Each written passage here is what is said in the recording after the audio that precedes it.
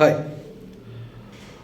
আজকে যে সাবজেক্টটা নিয়ে আমরা আলোচনা করব সেটা হচ্ছে আমার কাছে একটা ডিএসএলআর ক্যামেরা লেন্স আছে এবং সেটাকে কি আমার মিররলেস ক্যামেরাতে ইউজ করতে পারবো কি না। তো এই টপিকটা নিয়ে আজকের আলোচনা। ভিডিওটা শেষ অবধি দেখবেন এবং কোনো যদি কোয়ারি থাকে, কোনো যদি আপনাদের কোয়েশ্চেন থাকে আমাকে জানাবেন, আমি নিশ্চয়ই তার রিপ্লাই করার চেষ্টা করব। আর এর আগেও আমি বলেছি আমাদের এই প্রত্যেকটা ভিডিওর ইংলিশ ভার্সন আমাদের ব্লগে আছে, দ্যাট ইজ www.poloandrish.com। তো চলুন শুরু করা যাক আজকের ভিডিও। আমরা কি ডিএসএলআর লেন্স মিররলেস ক্যামেরাতে ইউজ করতে পারবো কিনা।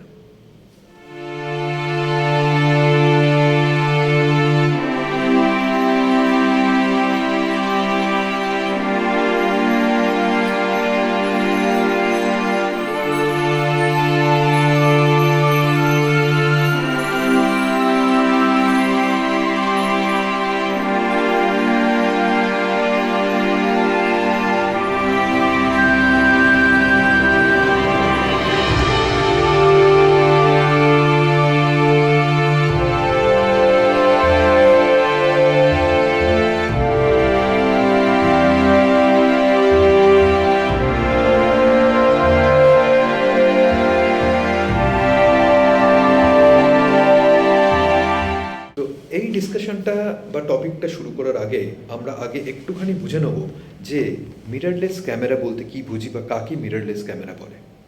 নামটা শুনেই বোঝা যাচ্ছে মিররলেস ক্যামেরা মানে যে ক্যামেরার মিরর নেই, মানে ডিএসএলআর ক্যামেরাতে যেমন মিরর থাকে মিররলেস ক্যামেরাতে মিরর থাকে না। এর সব কিছুই সেন্সার বেসড। সেন্সার বেসড মানে কি হয় যে যখন আমরা ছবিটা তুলছি, লাইটটা যেটা ট্রাভেল করে আসছে লেন্সের মধ্যে দিয়ে ওটা ডিরেক্টলি গিয়ে সেন্সারে পড়ছে, মানে sensor is exposed towards the light.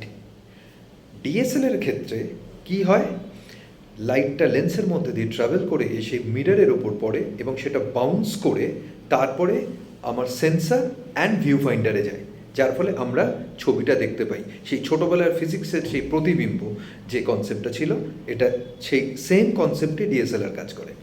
আর মিররলেসের ক্ষেত্রে ডিরেক্টলি আমার সেন্সারটা ডিরেক্টলি এক্সপোজ থাকে টুয়ার্ডস দি লাইট। এখানে আর একটা ব্যাপারও আছে, মিররলেস ক্যামেরাতে যখন আমরা ছবি তুলি তখন ডিরেক্টলি আমি হিস্টোগ্রামটা দেখতে পাই, ছবির হিস্টোগ্রামটা আমরা দেখতে পাই। ছবির হিস্টোগ্রামটা দেখার ফলে কি হয়, আমি ছবিটার over exposed or under exposed that control, এই যে কন্ট্রোলটা আমি ছবিটা তোলার সময় করে নিতে পারি। বা ডিএসএলআর ক্ষেত্রে কী হয়, সেটা আমাকে আগে নিয়ে আসতে হয় ছবিটা। লাইক ছবিটা দুটো অপশান আছে ডিএসএলআর ক্ষেত্রে রাদার। একটা হচ্ছে ছবিটা তোলার পর আমি আমার এলসিডি স্ক্রিনে ছবিটা হিস্টোগ্রামটা চেক করতে পারি, অথবা পোস্ট প্রসেসিংয়ের সময় যে সফটওয়্যার আমি ইউজ করছি সেখান থেকে আমি চেক করতে পারি। কিন্তু মিররলেসের ক্ষেত্রে আমি at the time of shooting জিনিসটা দেখতে পাই এবং আমি কন্ট্রোল করতে পারি। এখানে একটা মজার ব্যাপার আছে, আমাদের ডিএসএলআর ক্যামেরা একটা পার্টিকুলার সময় অ্যাজ আ মিররলেস ক্যামেরা হিসেবে ইউজ হয় বা ফাংশন করে, নট ইউজ হয়, ফাংশন করে। কখন? যখন আমরা লাইভ ভিউ অপশানটা অন করে দিই, মানে ভিউ ফাইন্ডারে না দেখে আমি আমার ছবিটা, যে ছবিটা আমি তুলছি সেটা যখন আমি এলসিডি স্ক্রিনে দেখি, তখন কিন্তু ডিরেক্টলি ওটা মিররলেস ক্যামেরার মতন ইউজ হয়। সো এটা একটা ইম্পর্টেন্ট ইনফরমেশন আমাদের জেনে রাখা দরকার। তো চলুন এবার অ্যাকচুয়াল যেটা সবার কাছে খুব প্রশ্ন, যে আমি কি আমার ডিএসএলআর লেন্সটা মিররলেস ক্যামেরাতে ইউজ করতে পারবো কি পারবো না।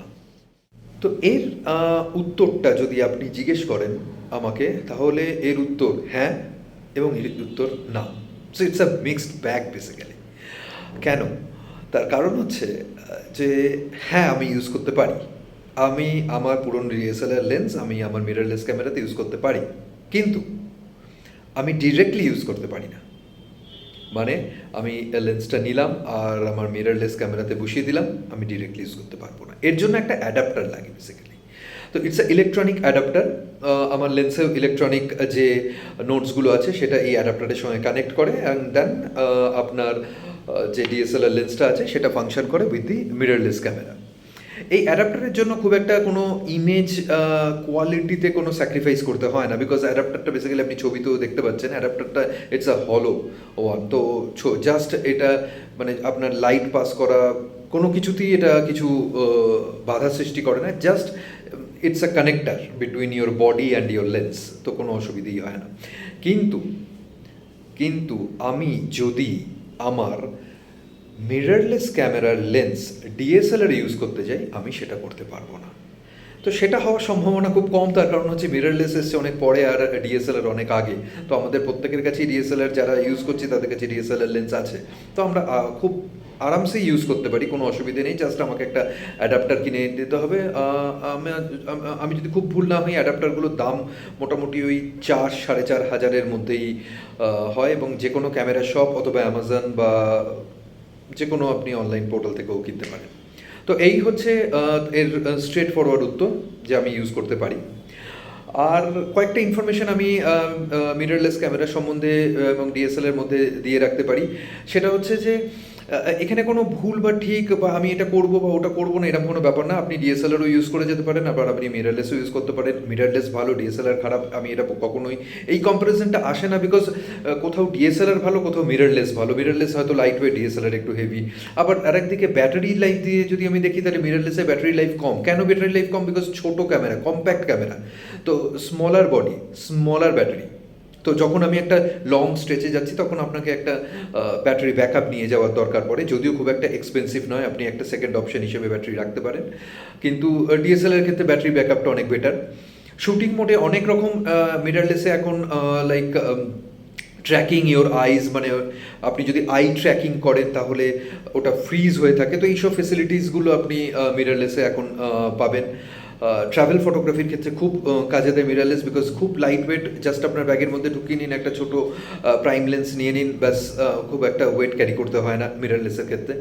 ইভেন ওয়াইল্ড লাইফের ক্ষেত্রে যখন আমরা ট্র্যাকিং করি, একটা ফাস্ট মুভিং কোনো অ্যানিমেল যাচ্ছে বা কোনো বার্ড শ্যুট নিচ্ছি, তখন যদি আমি আই ট্র্যাকিং করি, তো ওটা ফ্রিজ হয়ে থাকে, যে ক্ষেত্রে আমার খুব ক্রিস্প শট আসতে সুবিধে হয়। সো দুটোরই প্রস অ্যান্ড কনস আছে, বাট কোনোটা এরম নয় যে এটা খুব ভালো তাহলে এটাকে আমি ছেড়ে দিলাম, মানে এরম ভাবার কোনো কারণ নেই যে ডিএসএলআর অবসোলেট, এবার আমাকে মিররলেসে চলে যেতে হবে, এরম ব্যাপার নয়। বাট হ্যাঁ, আপনি যদি আপনার সেকেন্ড ক্যামেরার একটা মিররলেস কেনার চিন্তা ভাবনা করেন, আপনি নিশ্চয়ই কিনতে পারেন, এবং এইটা নিয়ে কোনো চিন্তা করার কারণ নেই যে আমার ডিএসএলআর লেন্সটা ইউজ হবে কি হবে না, আপনি নিশ্চিন্তে ইউজ করতে পারেন।